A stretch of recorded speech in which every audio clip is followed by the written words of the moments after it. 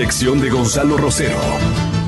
Nos maquillaron los datos, se los llevaron todo. Sin atiranarse, sin amilanarse. Este Ecuador amazónico, desde siempre y hasta siempre. ¡Viva la patria! Combatiremos la corrupción, la de ahora y la de ayer, y la que podría venir, la de dentro y la de afuera.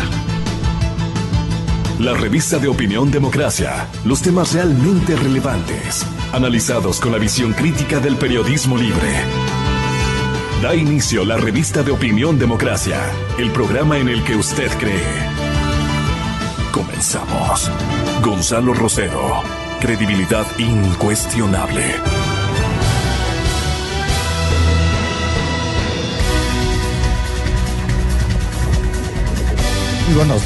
Muy buenos días con todos, señoras y señores. Las 7 en punto de la mañana. Habíamos formado o configurado expectativa sobre lo que constituyó en la capital colombiana el desarrollo de la primera cumbre del petróleo y gas, por los 100 años de desarrollo impulsando los hidrocarburos en la nación colombiana. Pero de lo que yo recuerdo, estimo que en la época de los militares, la dictadura del general Rodríguez Lara, y antes o después, como quieramos verlo y recordar, el Ecuador ya comenzó a enfilarse en América Latina entre los primeros productores de petróleo. Me he permitido invitar, señoras y señores, al doctor René Ortiz, exsecretario general de la Organización de Países Exportadores de Petróleo, personaje muy conocido y conocedor además de la materia hidrocarburífera, de la historia de nuestra industria, que también ya ha cumplido 70 años. Que en Colombia hayan estado hablando de petróleo desde hace 100. Nosotros les gabelamos instalaciones que fueron pródigas de primera instancia, gracias a un buen manejo que los militares realizaron en algunas latitudes donde ellos conocían, a través de estudiosos análisis que antes en Fuerzas Armadas se conservaban, se alentaban, se autoapoyaban. La institución militar era enterada de los ámbitos estratégicos de poder económico y productivo de nuestro país, especialmente en áreas petroleras, en áreas gasíferas y en áreas mineras. Señores invitados, estoy esperando a don Fernando Santos, exministro de Energía, y vamos a conectar este momento con también el economista Roque Sevilla, porque el tema que ya necesito, el tema del fracking, estas trampas monstruosas que se dan y que perjudican naturalmente a la naturaleza y el medio ambiente. En Colombia se ha visto, doctor Ortiz, bienvenido, muy buenos días.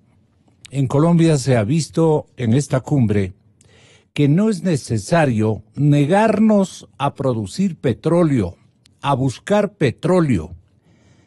Y usted hubiera visto en cada una de las conferencias de esta cumbre colombiana, con todos los sectores, dio envidia ciertamente ver a todos los sectores públicos y privados, empresas internacionales y empresas de marcas en tecnología hidrocarburífera y de búsqueda y de prospección, etcétera, etcétera, hablando incluso del tema del fracking.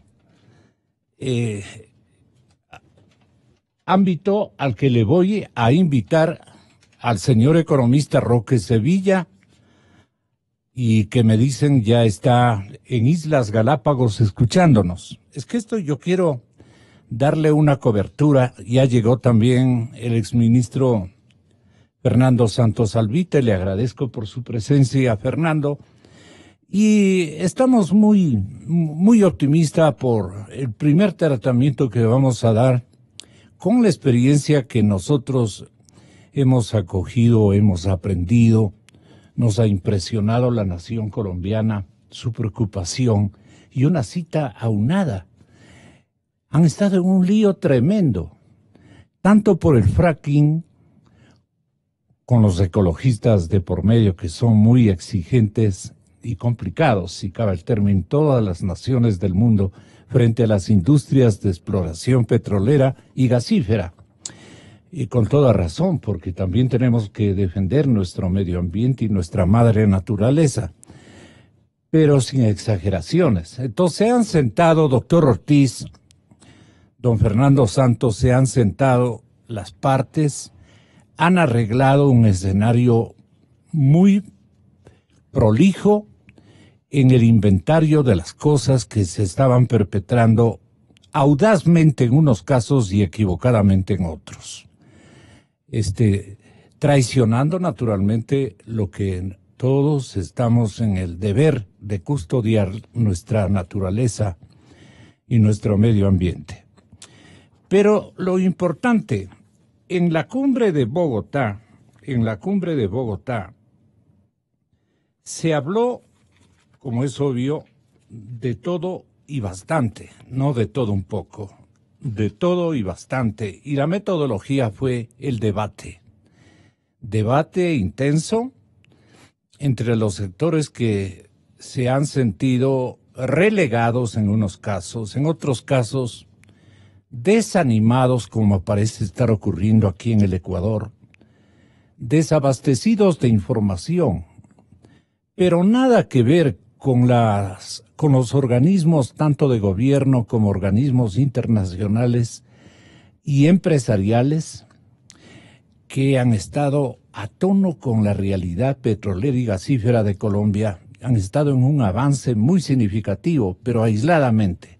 Esta cumbre hizo posible unir todos los empeños, esfuerzos y darle una categoría especial a a los nuevos horizontes que se prenden en Colombia, especialmente para la prospección, el desarrollo responsable, el recobro mejorado que ustedes llaman, de producción costa afuera. Colombia tiene ingentes posibilidades en el Caribe colombiano y en otros departamentos que son parecidos al nuestro. Y estoy hablando de la selva amazónica que nos cobija tantos países, y en la roca generadora, porque yo no sabía, me enteré recién que petróleo existe en las rocas, así como me escuchan. Pero son técnicas muy sofisticadas las que tienen que usarse para rescatar estos recursos. Pero ellos dicen que el desarrollo, el recobro mejorado, la producción costa afuera y la roca generadora le va a permitir a Colombia incrementar las reservas de este país y elevar la contribución de los recursos hidrocarburíferos como instrumento de equidad para el progreso regional, doctor Ortiz, y el crecimiento nacional. No sabe con cuánta devoción unos y otros dijeron que la ceguera de Colombia y la ceguera de Latinoamérica está en no saber aprovechar sus recursos naturales. Sus gobiernos han sido lamentablemente equivocados en la priorización de activar la economía por otros medios, en los que no tenemos todavía ni la experiencia, ni la tecnología, ni los dineros y las inversiones que puede atraer el petróleo y el gas. ¿A usted qué le parece esta premisa un poquito larga, como siempre, de Gonzalo Rosero, que le saluda entusiastamente, doctor Ortiz?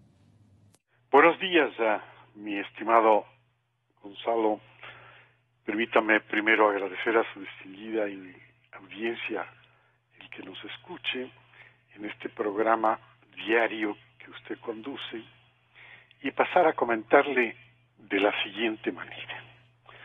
Yo creo que el mundo es testigo de que esta industria, a lo largo de sus casi 150 años de vida, es una industria grande, larga, ha podido desarrollar tecnologías para poderle extraer a la naturaleza el recurso natural que tiene. Y cada país tiene ese potencial. Lo único que hay es que convertir ese potencial en una realidad. Y claro, para eso hay que utilizar la tecnología, porque el petróleo no está en la superficie, está en el subsuelo. Sin embargo, a lo largo de todos estos años ha cambiado tanto la tecnología. La industria petrolera probablemente es la industria que más investigación y desarrollo hace. Quiero inclusive hacer un parangón con la industria médica. Hoy en día nosotros utilizamos una serie de tecnologías médicas, pero que nacen de la industria petrolera. Porque para investigar el cuerpo humano tenemos que utilizar las mismas prácticas. Y hemos podido tener, por ejemplo, ahora unos equipos que pueden examinar el cuerpo humano sin necesidad de abrirlo. Es más, pueden llegarlo a curar sin necesidad de abrir el cuerpo humano como antiguamente se hacía. ¿Y cuál es la comparación? La comparación es que a la naturaleza es igual, hay que tratarla bien. Y entonces hay que investigarla mucho. También, hay Muy que bien. investigarla, ¿no? Exacto, investigarla y tratarla bien. Entonces, Colombia, pues evidentemente tiene su propia geología, Ecuador la suya, Perú la suya, todos, permítame resaltar esto, todos los países del mundo ahora están buscando petróleo, están buscando gas natural, porque si tienen ese recurso lo van a utilizar, pues, pero es natural. Si lo están comprando en el mercado natural y lo tienen en sus propios territorios, es natural que lo estén buscando para poderlo desarrollar. Es decir, hacen buen uso de ese recurso natural. Colombia no ha dejado nunca de explorar, es decir, buscar, y por supuesto, en esta cumbre del mes pasado, dio un ejemplo más, porque ha dado varios ejemplos, de cómo nunca ha estado cerrada, siempre está abierta a todas las iniciativas modernas, contemporáneas, a todas las iniciativas tecnológicas, científicas, a todas las iniciativas de orden ambiental, para poder cuidar la parte superficial de donde esté el yacimiento. Pero porque hoy día la cumbre del entero, doctor, fue el 14, el 15 y el 16 de este mes en Bogotá, Colombia. Yo le quería preguntar, ¿el instrumento no ha sido de equidad tanto en Colombia? Un poco más en Colombia, dicen ellos, pero en nuestro país no fue un instrumento de equidad. Fue un instrumento de corrupción. No de comienzo. Me parece que incluso los militares manejaron mejor esta situación, pero también se abrieron a fortunas impresionantemente grandes. La equidad y el progreso regional y el crecimiento del Ecuador y el crecimiento de la nación colombiana fue punto de discusión. Y ahí se analizaron un sinnúmero de prácticas desleales con el país colombiano, lo mismo que nosotros podemos ejercitar un inventario en donde nos equivocamos en términos éticos. Sí. Esto le pregunto a Fernando Santos, si usted me permite, para que platiquen entre los dos. Doctor Santos, ¿cómo le va? Muy buenos días. Muy buenos días, Gonzalo, y muy buenos días a René y a Roque, si nos está escuchando. Y estamos ya con Roque, sí. Vamos a hablar con él el tema del fracking. Ya, y vamos a explicar a la audiencia de qué se trata todo esto para que no quede solamente en la conciencia ecologista, sino en toda la ciudadanía, que es nuestra misión, extender esta preocupación. Mire, Gonzalo, el petróleo es una bendición y una maldición al mismo tiempo, Lamentablemente, ¿verdad? es así. Es una bendición en el sentido de que la riqueza que crea puede ser bien utilizada y ayudar a los pueblos a salir de sus problemas. Y una maldición porque es un dinero fácil, ¿verdad? No es un dinero producto de un trabajo, de un esfuerzo, de un sudar, sino que ahí la naturaleza lo puso y si usted por casualidad lo encuentra, pues le sale muy fácil. Y el dinero fácil corrompe y es fuente pues de todos los problemas. Malas prácticas. Malas prácticas y malos usos. Vamos muy brevemente en la historia del país analizando estos dos aspectos. Yo creo que ha sido una bendición, Gonzalo. Acabo de leer un libro muy interesante del doctor Osvaldo Hurtado, un lúcido analista de la realidad nacional, se llama El Ecuador entre dos siglos, y él hace una comparación muy minuciosa de todos los parámetros económicos que han cambiado con el petróleo. Y en realidad se trata de un nuevo país, del Ecuador a partir de los años 70. Yo le pongo un ejemplo personal. Yo nací en el año 44, cuando yo era niño en el año 50, 52, yo tendría 8 años. Yo vivía aquí en el norte, cerca de la universidad. Mi padre era profesor de la Universidad Central y tenía su oficina en el centro. Cuando yo iba a visitarle a mi papá en el centro, usted veía la mitad de la gente caminando sin zapatos. La raza indígena, lamentablemente, que se mantenía como en tiempos de la colonia, no usaba zapatos. Y era una raza pequeñita, ¿verdad? ¿Por qué? Porque no ingerían las calorías suficientes. Esto ha cambiado con el petróleo. Usted ya no ve a nadie sin zapatos, tal vez un hippie gringo que está visitando las iglesias, ¿verdad? Ya la gente ha cambiado en sus hábitos. El Ecuador, la ingesta de proteínas y de calorías, que era menor al medio de Latinoamérica, hoy ya es superior. Eso hace que el cerebro de los niños pues se desarrolle, ¿no? Y vamos a ser una nación de cretinos, lamentablemente, toda esta palabra hoy no ha cambiado. Las escuelas, los hospitales, las carreteras. Nosotros sí conocimos en el lado rural especialmente un país de cretinos. Exacto. En el sector indígena, en mi caso, tengo casi su edad y eso es lo que yo encontraba en los campos, en los entornos imbabureños y pichinchanos. Una raza castigada por la despreocupación o la falta de ingresos que tenían los gobiernos. Y claro, no pasaban del Guasipungo y con eso no se podía vivir, y eso ya con un esfuerzo casi revolucionario, usted recordará. Así es. Entonces, el petróleo, ¿qué ha hecho en nuestro país, en nuestra región? Le ha cambiado al Ecuador de un país sumamente subdesarrollado a un país de ingreso medio alto. Si no era por el petróleo, estaríamos como Haití, Gonzalo, produciendo choclos en la sierra y bananos en la costa, estaríamos como el Haití. Quizás un poquito mejor que Haití, pero estaríamos como Nicaragua o como El Salvador, ¿verdad? Países de un ingreso muy, muy inferior al actual. Es gracias al petróleo, las carreteras de integración nacional, la educación, que hoy que se le quiere quitar el presupuesto, pero cómo ha crecido la profesionalización. Quito es una ciudad moderna. Quito era un remanso colonial todavía hasta los años 1940, 1950. Esto es gracias al petróleo, gracias al petróleo. Cambió el país.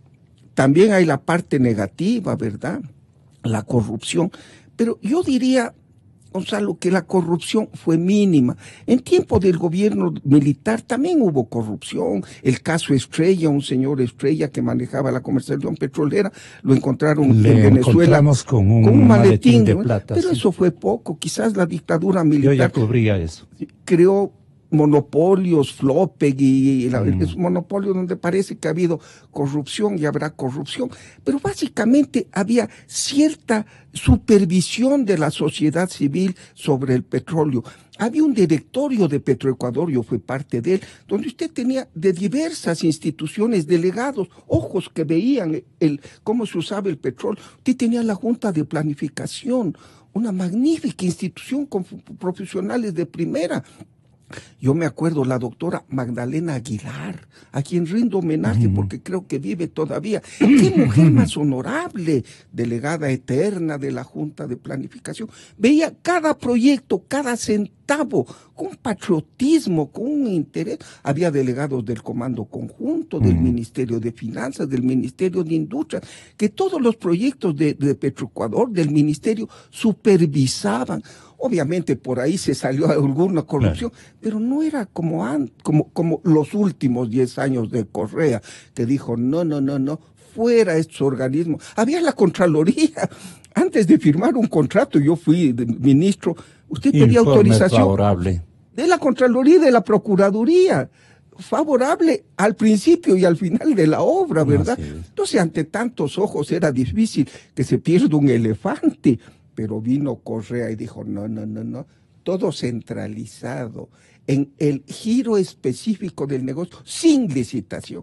Entonces, no confundamos, quizás tenemos desde el año 70 la riqueza petrolera hasta el año 2007 que vino Correa, más o menos se manejó bien. Después ya vino el descalabro. El desánimo petrolero, ¿cuándo aparece desde su punto de vista, doctor Ortiz? Desánimo petrolero, Gonzalo, y permítame saludar también a Fernando y a Roque, comienza cuando existe en el mundo una ola de cambio. Dice, vamos a dejar a un lado el petróleo y vamos a dejar a un lado todo lo que hace el petróleo y todo lo que deriva del petróleo. Es una campaña mundial. Esto no es una cosa puntual aquí en el Ecuador, no. Es en el mundo. Y entonces vamos a llegar a lo que se llama, es la Conferencia de París de noviembre de 2015. Vamos a llegar al carbono cero. El carbono cero quería decir, vamos a eliminar a todos los fósiles del consumo de energía del mundo. Fósiles son petróleo, gas natural, carbón. Los vamos a eliminar. Y claro, toda esta campaña mundial, profundamente arraigada en aquellos países que importaban petróleo, que no tenían petróleo. Voy a comenzar por el número 1, digamos, ¿no? Alemania. Entonces, no tiene petróleo, vamos a ver la forma de eliminarlo al petróleo. Y de esa manera, dándole una prelación al desarrollo de energías renovables. Bienvenido. Las energías renovables, pues si es una energía como el sol, como el agua, como el viento, pues bienvenida, pues si tienen los países ese recurso, que lo exploten. Aquí lo que quiero centrar mi atención es, los países que tienen recursos naturales tienen que explotarlo, pero tienen que explotarlo bien. Y eso hemos logrado a lo largo de los años. Vea usted que no hay un registro en el sector privado de un derrame petrolero desde hace años. Teníamos compañías de la magnitud y del orden mundial como Exxon trabajando aquí, Shell, compañías grandes como están en Colombia, por supuesto.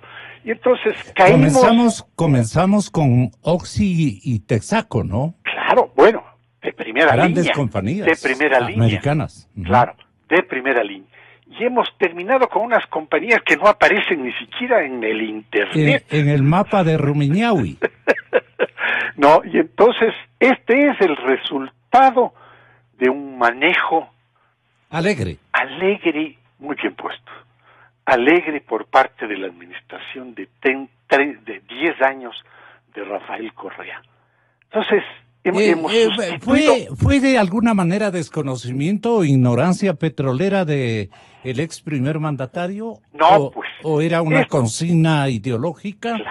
Claro, era una consigna ideológica y probablemente detrás ya estaba mentalizándose la forma de manejar el recurso con quienes sean proclives a cualquier cosa. Vea usted, hoy en día las compañías internacionales y principalmente en Estados Unidos se tienen que manejar bajo unas reglas rigurosísimas. Se llama, por ejemplo, una de ellas es la Foreign Corruption Act. Es una ley para controlar toda corrupción extranjera de sus compañías en el extranjero, de las compañías de Estados Unidos en el extranjero. Entonces, no hay corrupción, pues evidentemente. Están sometidas, están trabajando en Ecuador, están trabajando en Colombia, en Argentina, están trabajando en África, el continente, para no empezar a señalar uno por uno los países, pero descontrolan desde su país los actos de corrupción. Entonces, en ese contexto, nosotros perdimos en buena medida, porque Colombia todavía los mantiene. Nosotros perdimos a las mejores compañías del mundo porque la geología de Ecuador es un poco mejor que la geología de Perú y que la geología de Colombia. ¿En qué sentido, doctor? En el sentido del potencial, pues, petrolero. Y entonces le hemos perdido desde el punto de vista exploratorio. Vamos a seguir encontrando en donde haya, vamos a hacerlo con las mejores prácticas. ¿No falló la normatividad que no alentó la prospección petrolera, la inversión para investigar fuentes gasíferas y fuentes hidrocarburíferas, que las tenemos muchísimo? Siempre las destacaron o fueron mencionadas en discursos y conferencias. Solamente se gastaron el petróleo descubierto antes de ellos. Pero, ¿de qué manera? Irresponsable, porque la exploración se basa en un principio que utiliza el 1 por 1. Barril consumido, barril descubierto. Y sin embargo, aquí lo que se hacía con la administración del gobierno de Rafael Correa era consume y descubre nada. Entonces nos hemos consumido las reservas que fueron descubiertas antes de esa administración y ahora tenemos que entrar nuevamente en un proceso de descubrimiento a través de exploración, porque el territorio ecuatoriano está lleno de lugares importantes geológicos con trazas petroleras. Y el Ecuador también tiene que dar el salto al fracking en algún momento, ya lo ha dado en algunos casos, tiene que dar como lo está haciendo, por ejemplo, en este momento, Argentina en este yacimiento gigantesco que se llama Vaca Muerta. Entonces, quiero decir con esto, concluyo, Gonzalo, el país que tiene el recurso natural tiene que explotarlo, pero tiene que explotarlo bien. Y para explotarlo bien, tiene que tener un gobierno riguroso, transparente. ¿En qué sentido la rigurosidad? La ley, pues, las leyes están para cumplirlas, no para evadirlas, están para cumplirlas. Las regulaciones también. La regulación, imagínese usted, desde la época del arquitecto Sixto Durán, existe regulación totalmente compatible con el ambiente. El Ecuador ya aplica esto. Es más, se aplica toda la tecnología offshore, que se llama tecnología costa afuera, para el mar, que es un hábitat tan delicado. Esa tecnología se aplica en el Mar Verde de la Amazonía ecuatoriana. Pero qué maravilla de técnica, porque esto es perforación horizontal, por ejemplo. Es decir, desde una misma plataforma no se perfora un pozo. Una plataforma que puede ser del tamaño de un estadio, de una cancha de un estadio de fútbol. No se perfora un solo pozo, se perforan 5, se perforan 10, se perforan 15, se perforan 20. Petroamazonas en este momento en Tiputini tiene perforados desde la misma plataforma 25 pozos y más. Creo que llega a 30 de la misma plataforma, sin absolutamente tocar un solo árbol adicional. Antiguamente la tecnología era distinta, pero esta tecnología de perforación horizontal es absolutamente moderna y preserva en la superficie preserve el hábitat, lo más íntegro posible. Hemos llegado, Gonzalito, y para la ciudadanía esto tiene que ser importante porque le debe dar tranquilidad. Hemos llegado a devoluciones, como por ejemplo la de Ayev en el bloque 10. Dice, aquí no hay, o no hay petróleo comercial, no hay, simplemente vamos a devolver esta área a la naturaleza. Y entonces han levantado todos los fierros y le han sembrado todo lo que tenían en viveros de lo que habían extraído de la naturaleza anteriormente. Pero es que los organismos petroleros técnicamente no han demostrado a los inversionistas, a las empresas petroleras internacionales, un mapa a cabalidad de los sitios donde hay que hacer prospección, hay que investigar. Ni el Estado ni las empresas privadas han querido correr con esos gastos. Entonces, aquí en Colombia ellos tienen, y usted debe conocer a un gran ciudadano colombiano como es el ingeniero Francisco Lloreda. Él es el presidente ejecutivo de la Asociación Colombiana de Petróleos. Y Lloreda, en esta primera cumbre petrolera y gasífera de Colombia, resaltó el incremento que existe en la demanda de energía y que requiere de Colombia, requiere de América Latina, requiere de Ecuador y el mundo. Todos requerimos de petróleo. Es decir, todo está sustentado en el desarrollo de la energía petrolera. Y esto es lo que dijo en un discurso de saludo a las misiones técnicas y empresariales que se dieron cita en la capital colombiana. El petróleo y el gas mueven literalmente este país. Según la Agencia Internacional de Energía, del año 2016 al 2017, la demanda de energía creció 2.1%, el doble del registrado en el año 2016. Y en el último año, las fuentes de energía renovables tuvieron un crecimiento histórico del 25% de ese incremento en la demanda.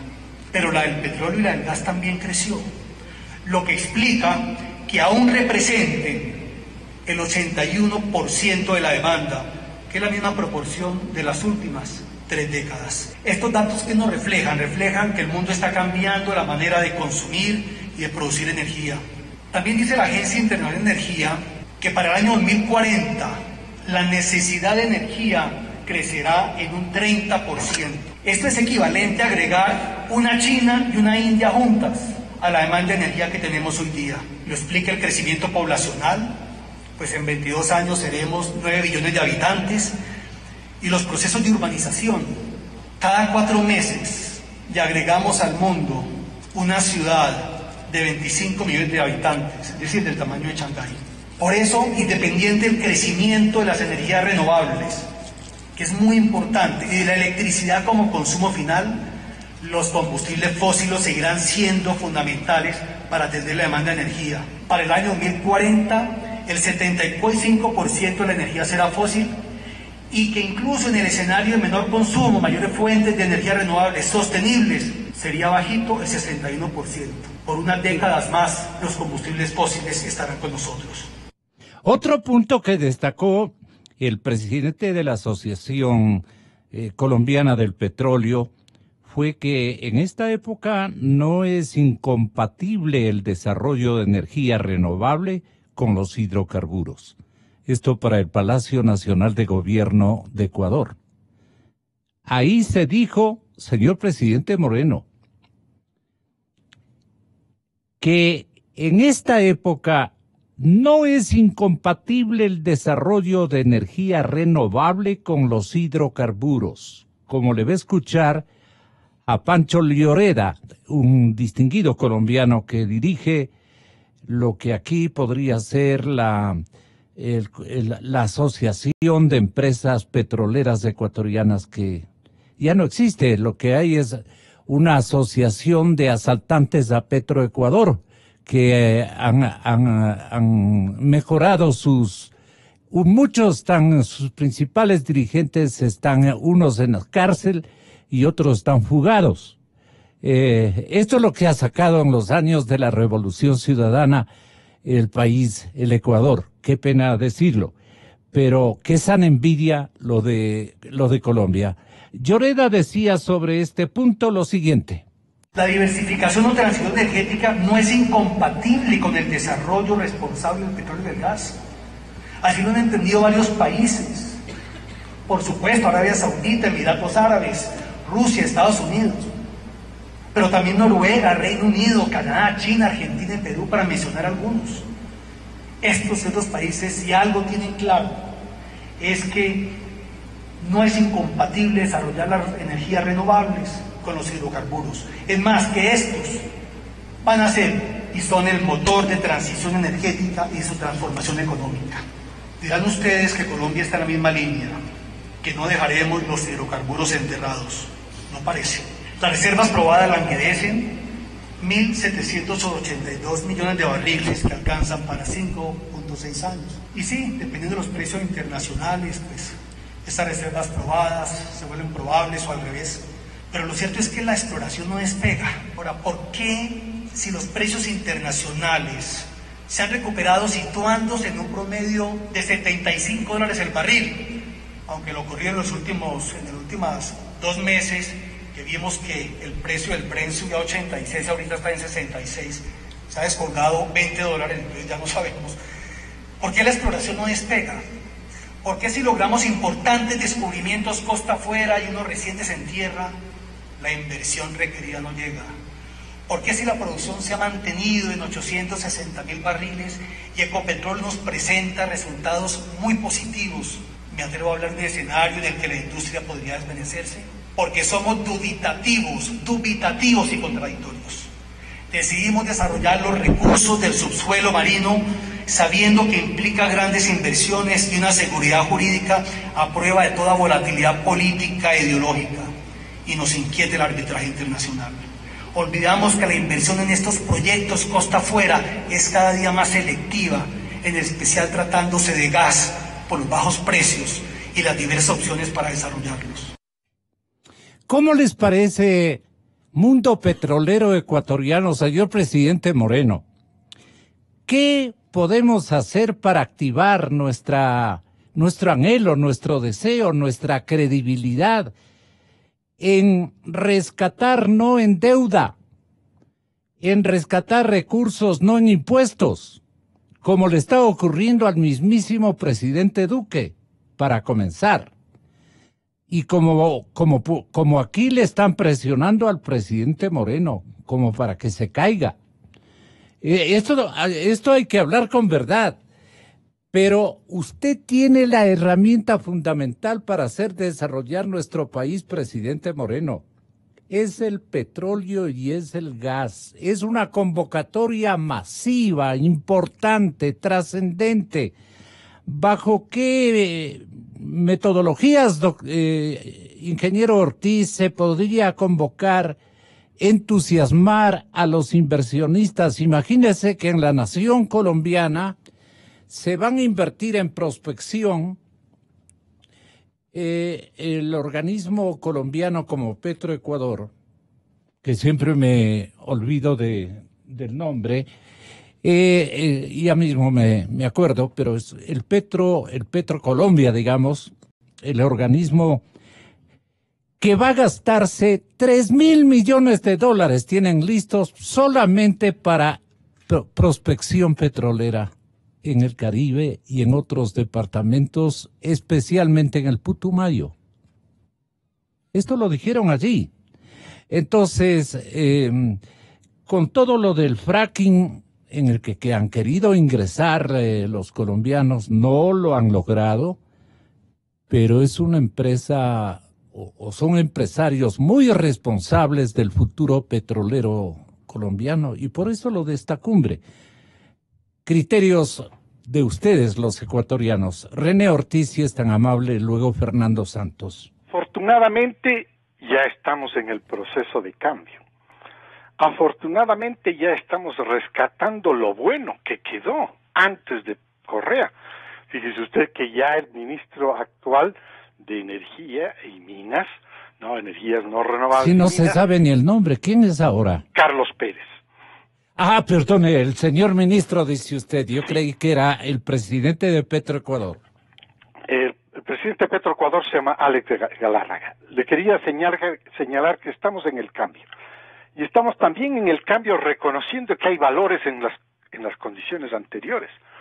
Porque el ministro actual está renaciéndolo al contrato de participación como una forma de contratación que es la que verdaderamente le puede poner otra vez al Ecuador en la cumbre, en la punta, con la exploración. Y probablemente, como no lo podemos hacer desde el punto de vista propio, porque el Estado ecuatoriano no tiene un centavo y porque el Estado ecuatoriano le ha dado preferencia a pagar sueldos y salarios, a pagar sueldos y salarios de contratos ocasionales, a pagar sueldos y salarios de nombramientos provisionales que cuestan $4,000 millones. Esto es una locura. Pero bueno, como no le ha dado preferencia a eso, para darle más recursos a la empresa estatal, Petroamazonas, entonces tenemos que hacerlo con los recursos financieros y la tecnología de empresas internacionales. Es decir, estamos dándole el cambio, estamos dándole el giro para retomar aquello que era bueno. Ojalá. Y proyectarnos a futuro con las nuevas tecnologías. Buena nota. Como por ejemplo el fracking. Sí, esta es una técnica que no se debe utilizar para nada, porque acaba con el agua principalmente. Me voy a las Islas Galápagos, ojalá esté Roque con todo el ánimo de configurar una interpretación del momento que vive el fracking en Ecuador y que hay que cuidar que no lo practiquen. Adelante, señor economista, muy buenos días. ¿Qué le ha parecido esta entrega de la cadena Democracia a la tarea de crear conciencia petrolera nuevamente en el país, pero con respeto a la madre naturaleza? Gracias, Gonzalo. Un saludo cordial a usted, a René y a Fernando, mis buenos amigos. Y permítame dar la otra cara de la moneda de todo lo que han comentado hasta este momento René y Fernando, que yo creo que ellos también son conscientes de la otra cara de la moneda. Y me voy a referir primero a nivel mundial y luego al caso específico ecuatoriano. Creo que todo el discurso que hemos oído, que usted ha reproducido de las intervenciones en Colombia, se están olvidando de una pequeña cosa que parecería que es irrelevante, pero hay que recordar que el petróleo se quema. Y al quemar el petróleo se produce CO2. El dióxido de carbono va a la parte alta de la atmósfera y conforma una capa que impide que la radiación solar que recibe el planeta vuelva otra vez a la estratosfera y mantenga la temperatura que ha mantenido la atmósfera durante milenios. Y estamos enfrentando lo que ya todos sabemos y hemos escuchado, el cambio climático, que todos los días tenemos señales dramáticas, no cualquier cosa. No sé si ustedes pudieron apreciar lo que pasó la semana pasada en Arabia Saudita, en que un día cayó la misma cantidad de lluvia que había caído en 6 años. Y se ven las escenas de ese desierto con unos ríos absolutamente impresionantes de agua.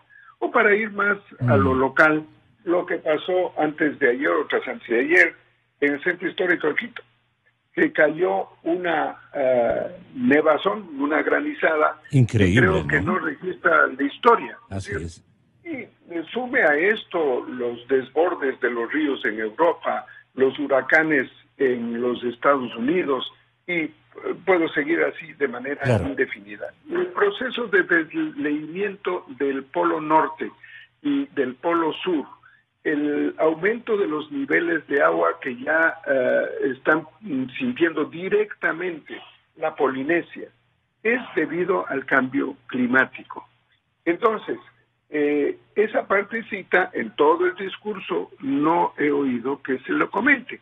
El problema de eso es, según Naciones Unidas y según el Acuerdo de París, que a diferencia de lo que ellos dijeron hace 3 años cuando se firmó el Acuerdo de París, es que el proceso de aumento de consumo, que usted mismo le ha oído al señor Lloreda en Colombia, sí, crece de tal manera que las proyecciones que tenía Naciones Unidas sobre la temperatura se han sobrepasado, y lo que estaba proyectado para el año 2050 va a suceder si sigue el consumo como está para el año 2030. ¿Qué quiere decir esto? Que el límite máximo razonable que debemos tener de aumento de temperatura en la atmósfera es de 1,5 grados. Se habían puesto antes 2 grados de aumento, pero ya se dieron cuenta los científicos que con 2 grados el caos atmosférico y climático será insoportable. Entonces querían bajarlo a 1,5, pero eso era un esfuerzo brutal. Para lograr 2 grados, Gonzalo, deberíamos nosotros a partir del año 2020 reducir cada año el 5% del consumo total de combustibles, que solo combustibles fósiles, que solo en petróleo significa 4,5 millones de barriles anuales acumulativos. Si no, la temperatura del planeta va a subir de tal manera que al año 2100 todo el mundo, más o menos enterado de el tema climático, sabe que enfrentaremos lo que se está llamando ya la sexta extinción. Ahora, ¿ustedes qué comen? Perdón, le interrumpí. Adelante. Solo déjenme terminar una idea más. Esto es a nivel planetario. Nada de estas consideraciones están incluyendo en los análisis de los petroleros, porque no mencionan el CO2 para nada. No se lo menciona porque no conviene, pues, ¿no? Y el cachiporra de esta posición se llama Donald Trump, que se niega a reconocer algo que la ciencia lo ha demostrado. Esto es la idea número 1. La idea número 2, ¿por qué en el Ecuador debemos nosotros ser especialmente cuidadosos de no entrar en los procesos de explotación petrolera y minera? Porque las minas y el petróleo están en las zonas de la máxima biodiversidad, y René sabe, porque yo sé que su hija es una bióloga de muy buena categoría, sabe perfectamente bien que resembrar arbolitos no es recuperar la estructura compleja de la biodiversidad, y esto, óiganme bien, en el sitio más biodiverso del mundo, que es el Ecuador. Esto está demostrado. Todos los estudios últimos que se han hecho demuestran que el Ecuador tiene la máxima biodiversidad. Entonces, por eso estamos nosotros haciendo un cambio de explotación petrolera contra daño de la biodiversidad. Sembrar arbolitos no es reestructurar un bosque que tiene centurias de existencia y una complejidad de vida muy grande. Entonces, ¿Y eso porque se contaminan los acuíferos en todo el escenario? No solo eso. Bueno, eso también le recuerdo a René que hace 4 semanas hubo, un poquito más, hubo un derrame en la zona del Piputini. Sí hubo un derrame, porque así sucede, pues no hay nada que hacer. Sí hubo un derrame. Lo han controlado, han hecho todo el esfuerzo, pero hubo el derrame. Pero ese no es el problema, porque finalmente eso afecta a una zona muy pequeña. Ya no tenemos la situación desastrosa de Texaco, simple y llanamente botando directamente al río los contaminantes. Ya en eso la industria petrolera por fin se ha vuelto racional. Pero lo que está afectando es la atmósfera. Entonces usted dirá, bueno, pero que el Ecuador, ¿por qué tiene que ser el único que respete eso? Porque alguien tiene que comenzar, y aquí hay una responsabilidad humana con los hijos nuestros y con los nietos nuestros. Pues yo tengo una nieta que tiene 1 año y medio o 2 años. Oiga, esa niña va a tener 82 años en el año 2100. Cuando la temperatura ya sea absolutamente insoportable y el clima tengan que enfrentar ella. Yo ya estaré viendo las lechugas por debajo, ¿no es cierto? Pero ella sí estará viviendo. Entonces, yo me hago la siguiente reflexión. En el caso del Ecuador, tenemos una capacidad de desarrollo de energía hidroeléctrica que hemos explotado 6.000 megavatios a la fecha, mal explotados, por cierto. Pero el potencial es de 22.000 megavatios. Tenemos 0 de explotación de geotermia y tenemos 3 campos gigantescos de geotermia. Y finalmente tenemos el sitio de máxima irradiación del planeta. Yo le he contado, Gonzalo, que yo tengo una planta fotovoltaica de 3,6 megavatios en la provincia de Imbabura, en Salinas de Ibarra, y hemos recibido el premio de la planta más eficiente del mundo en Londres, hace 2 años. No es porque tenemos unos equipos ni porque somos unos genios para producir energía de fuente solar, sino que la cantidad de energía solar que tiene este país es absolutamente espectacular. Entonces, el insistir en el desarrollo petrolero, en pensar construir una planta en el Aromo, todavía a estas alturas de una planta hidrocarburífera, es no entender hacia dónde va el mundo. El mundo va a reducir el consumo del carbono, y el desarrollo de tecnologías avanzadas, como es, por ejemplo, el tema de los automóviles eléctricos, que hasta hace poco todo el mundo decía que eso es imposible, que las baterías nunca van a funcionar. Resulta que la mayoría de las nuevas baterías desde el año pasado le dan 450 kilómetros de autonomía. Dígame cuándo que usted carga su automóvil. Que el petróleo se quede entonces dentro de la tierra es lo que más nos conviene a los ecuatorianos. El presidente de Colombia sí, en esta cumbre, si usted le escucha a Iván Duque, señor presidente, dígale a Roque Sevilla que hay que aprovechar la riqueza del subsuelo para poder derrotar la pobreza del suelo. Así lo graficó el presidente colombiano a la situación de nuestros países.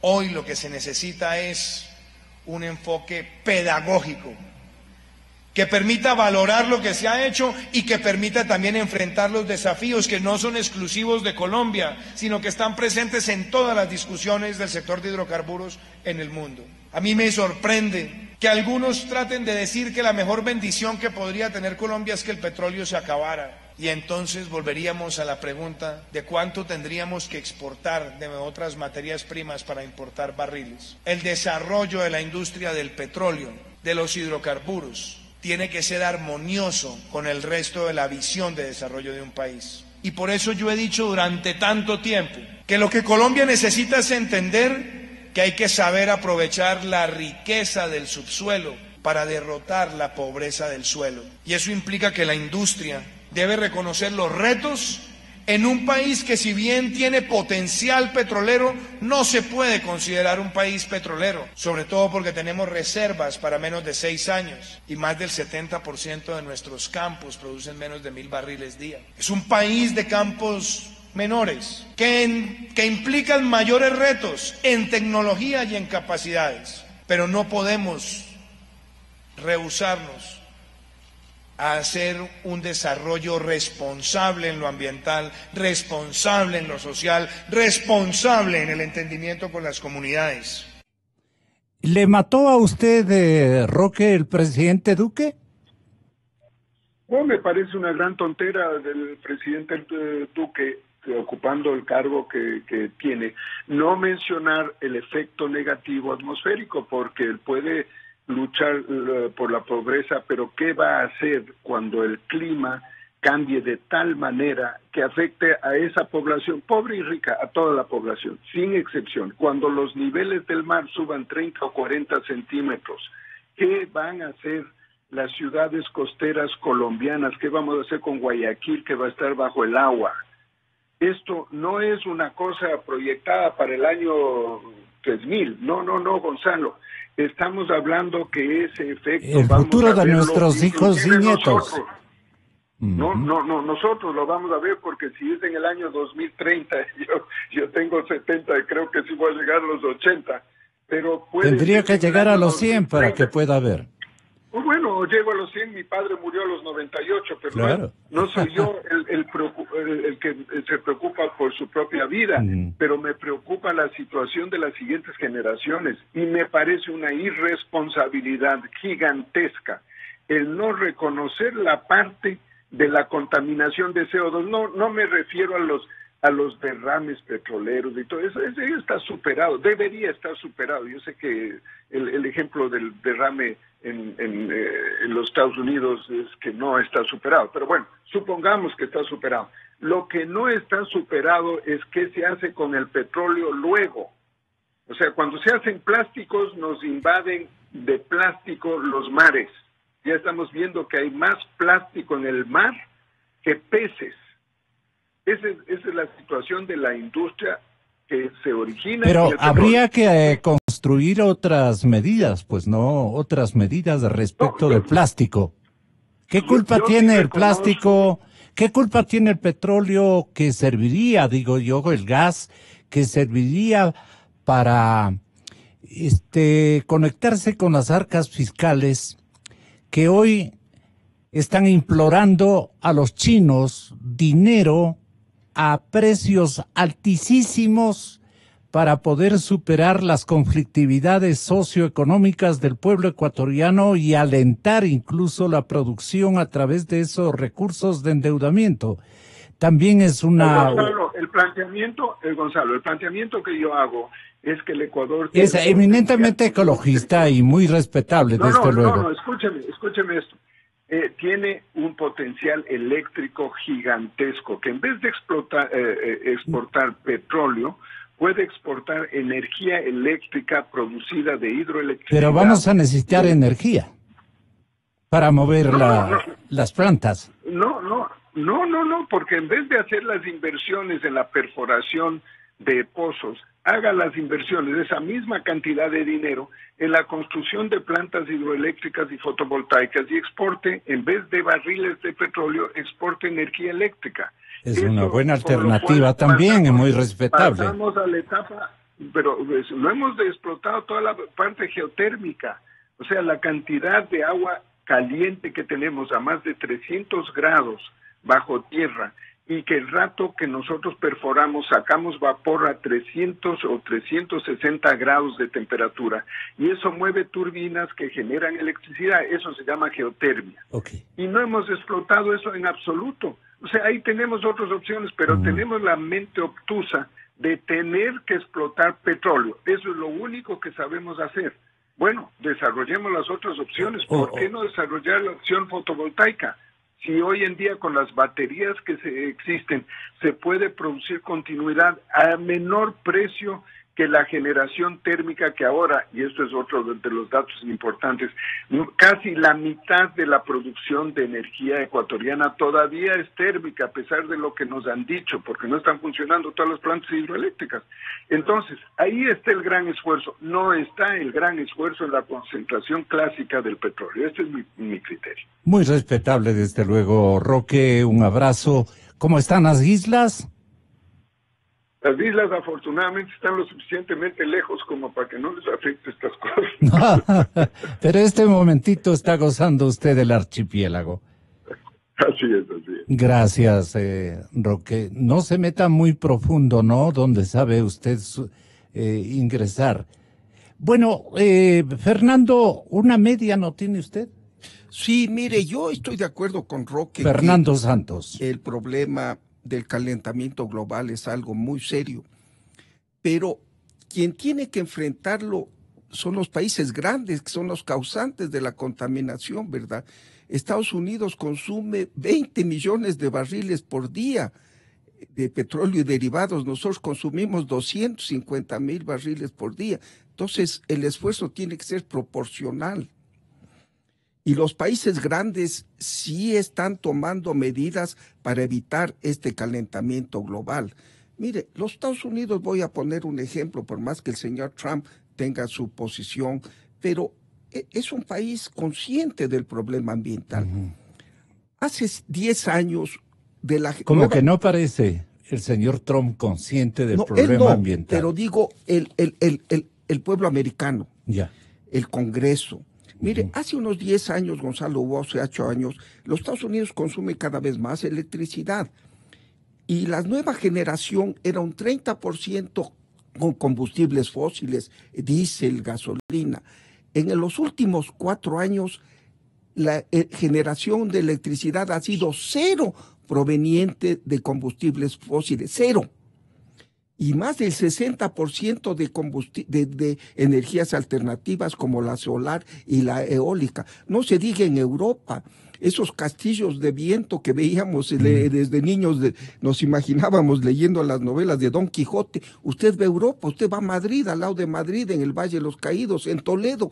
Usted se queda sorprendido, no se diga en el Mar del Norte. El mundo está yendo allá.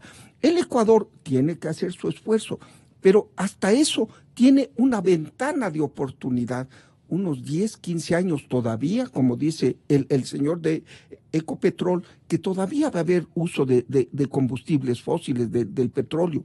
Y aquí el Ecuador nos debería dar vergüenza de lo que hemos hecho, Gonzalo. Teniendo tantas reservas, mucho más que Colombia, desde hace 15 años, desde el año 2003 que se terminó el OCP, está estancada nuestra producción. Así es. En 530,000 barriles por día. Una vergüenza. Una vergüenza. Somos el hazmerreír del mundo teniendo más reservas que Colombia. Eso 4 es lo veces que yo más. oí en la cumbre. Y vamos a seguir así. Mire, el señor ministro Pérez hizo una promesa que al final de su periodo, en el 2021, y él es un hombre serio, lo respeto mucho, iba a terminar con 700,000 barriles por día de producción. El Ministerio de Finanzas en este programa cuatrianual del presupuesto le desmiente y dice que para el 2021 solo vamos a estar produciendo lo mismo que hoy, al revés, 550,000 barriles. ¿Cuál es el problema, Gonzalo? Que lamentablemente la industria petrolera está en manos del Estado. Y aquí el Estado es un fracaso absoluto. Tomemos unas industrias diferentes en manos privadas, el camarón, el banano y las flores, para hablar de costa y sierra. El camarón hace 15 años nadie producía, hoy es el primer producto de exportación no petrolera.